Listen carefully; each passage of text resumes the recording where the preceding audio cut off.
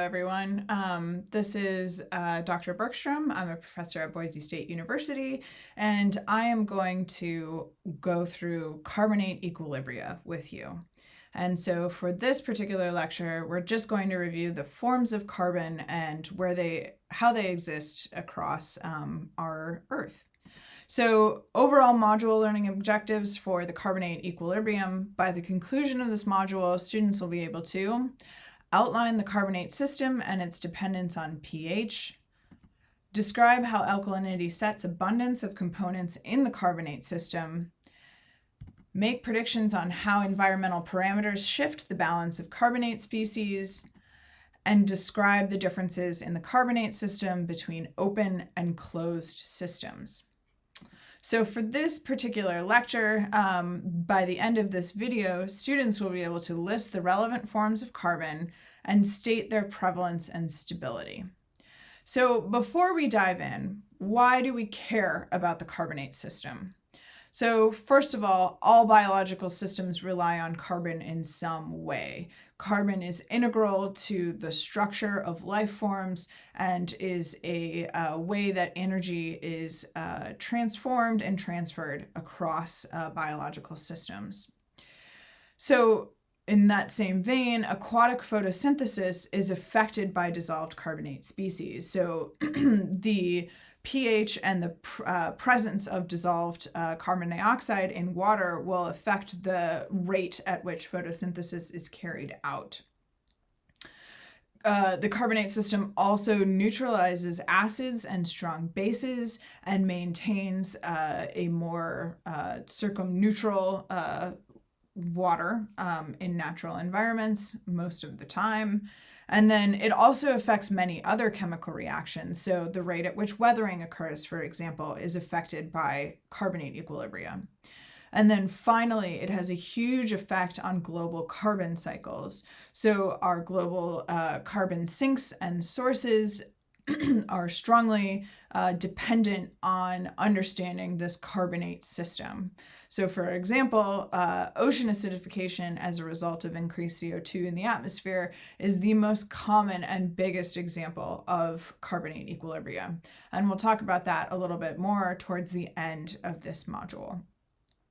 So first of all, we need to have an understanding and definitions, good working definitions of organic versus inorganic carbon.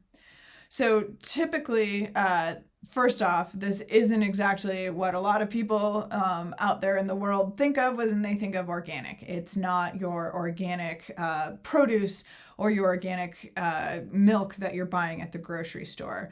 We're using a more chemistry-based definition of organic. And when we think about a more chemistry-based definition of organic, frequently, if you were to look it up on, say, Wikipedia, it would say for a molecule to be organic, it needs a carbon in there. However, we know that there is inorganic carbon, so that's not particularly a good working definition when we're thinking specifically about carbon and our carbonate equilibria. So for this, we'll use a more simple working definition of organic versus inorganic carbon, where organic carbon is of and derived from living material, and frequently we'll see a lot of carbon-hydrogen bonds in our organic carbon structures.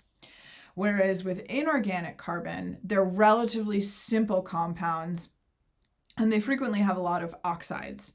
And so for this module, we'll be working entirely in the inorganic realm, and we'll be running through most of all of the main forms of inorganic carbon.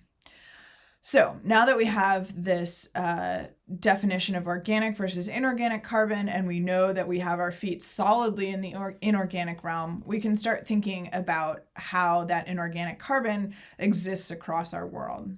So we know that the carbonate system spans a range of states. So everything from gas to dissolved in liquid to solid. So this example of the ocean here, we know we have inorganic carbon in gaseous form in our atmosphere that can be dissolved into the ocean here. So we have dissolved carbon within the water, and then we also have mineral carbon in those rocks that we can see. And of course, if we had soils in this picture, we'd have inorganic carbon there too. So we know that the carbonate system spans the range of states and interacts across that entire range of states. And so what we need to start out with is reviewing the different forms of inorganic carbon across those states. So let's start with the atmosphere. So carbon in the atmosphere, there's two main forms of carbon. The first is methane. So methane is CH4. And methane is much lower in abundance. It's also a very important greenhouse gas. That's probably the context that you've heard it the most, that or natural gas. While methane is much lower in abundance, it is a much more powerful greenhouse gas. However, it's not particularly relevant for our carbonate equilibrium. So we'll just throw that out there, know that it's a very important greenhouse gas, and set it aside. Our second form of carbon in the atmosphere is carbon dioxide. So carbon dioxide, or CO2, is very abundant within the atmosphere. It's also well mixed within our atmosphere. So it exists across all layers in our atmosphere, and particularly at atmosphere liquid interfaces. So that means that our carbon dioxide, which is the main form of gaseous carbon that we're going to think of for our carbonate equilibrium, can become dissolved in water. So this is our next form that we're going to think about, is dissolved carbon.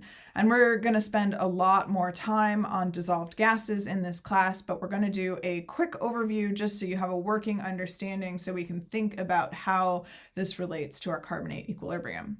So if we have, for example, our CO2 in our atmosphere as molecules bumping around, so this is in gaseous form. And then we have an interface with some sort of liquid.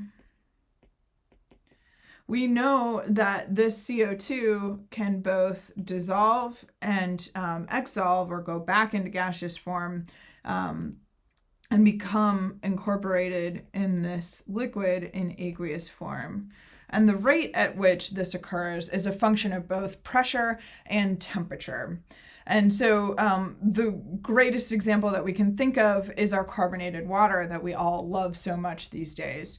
So we know that we have CO2 dissolved in our liquid, and we can see it as bubbles floating around in there. And if we were to crack open our can of bubbly water, or open that bottle, we know that prior to opening it, it was under pressure. And then when we open it, we're relieving some of that pressure. And when we reduce that pressure, that CO2 that was dissolved in our liquid can form bubbles and go back up into the surrounding gas or the surrounding atmosphere. So if we get more CO2 gas in our atmosphere, we're going to be able to dissolve more in our liquid. But for the most part, our gas and our liquid are going to be at equilibrium within whatever system we're thinking about. So we start out by thinking about CO2 dissolving in our liquid, but it can change forms, and we have a number of different forms of dissolved carbon, and in total they make up dissolved inorganic carbon, or DIC, which you've probably seen or will see thrown about a lot. So that is dissolved inorganic carbon.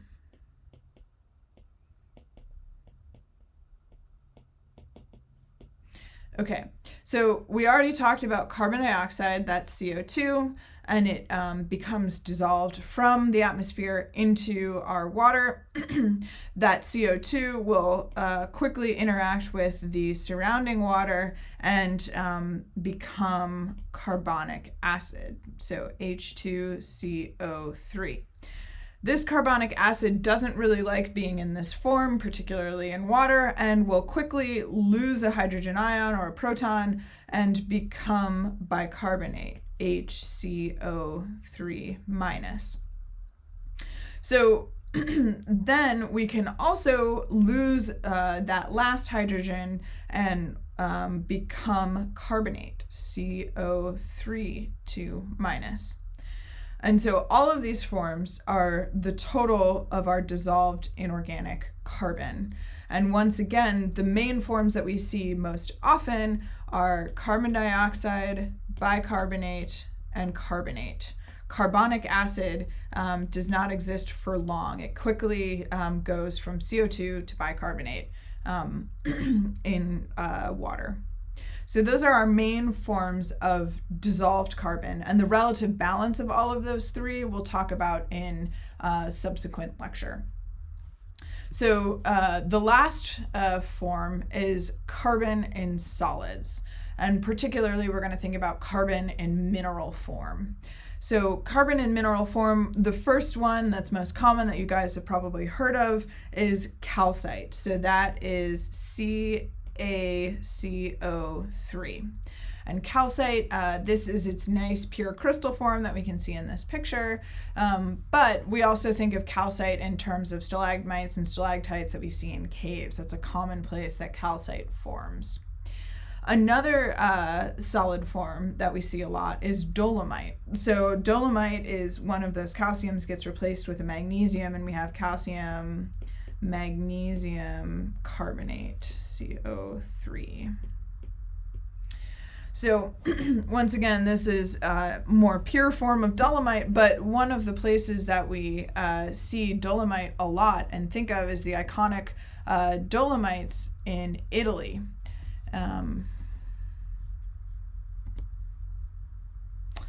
So those are those beautiful pinnacle outcroppings that we have in Italy, the classic Dolomites. We also have aragonite, and aragonite is also a calcium carbonate.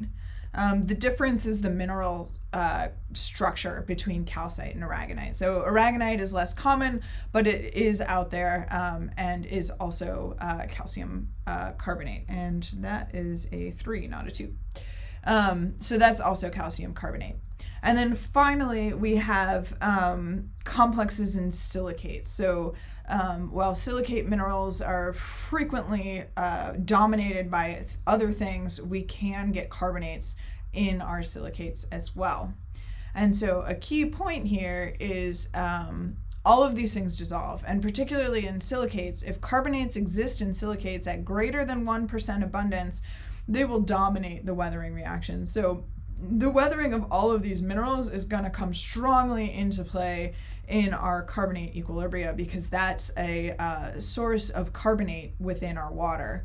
And particularly, once again, while carbonates are at very low abundance within silicates, if they're there at least 1%, they will dominate those weathering reactions and drive some of our carbonate equilibria. So once again, to wrap it all up, we have carbon everywhere. We have carbon in the atmosphere, particularly in the form of methane and carbon dioxide. Particularly the carbon dioxide can dissolve into water and exist in our hydrosphere, so we get dissolved CO2 that can turn into carbonic acid, which quickly loses a proton and becomes bicarbonate. And then we can lose, again, another proton and come up with carbonate. And that carbonate can be sourced within along this pathway, or can be sourced from dissolving minerals and the weathering of minerals within the geosphere. So those minerals are really important in terms of our carbonate equilibria. And those main forms of minerals are, once again, our calcite and our aragonite as CaCO3. We have our dolomite as calcium and magnesium carbonates. And then finally, we have our carbonates within silicates. And once again, the weathering of those minerals is going to come into play when we're thinking about carbonate equilibria within our water systems. So, thanks everyone for watching this lecture, and we'll use our new understanding or review of our forms of carbonate and apply that towards the carbonate equilibrium.